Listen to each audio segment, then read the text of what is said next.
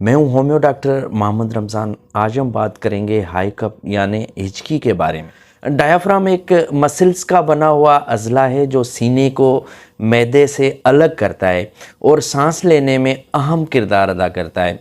Diaphragm के सिकुड़ने के हर अमल के बाद आवाज़ की नालियाँ यानी जो वोकल कार्ड्स होती हैं वो अचानक बंद हो जाती हैं, जिससे एक मखसूस खुरदरी सी आवाज़ पैदा होती है जिसको हम हिचकी कहते हैं।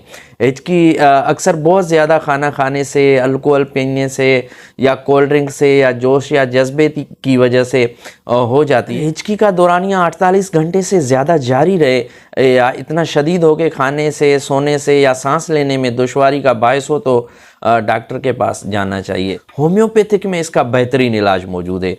एक बेहतरीन दवाई मास्कस 30x में 10 कतरे दिन में 3 दफ़ा पीने से आपकी हिचकी बंद हो जाती है।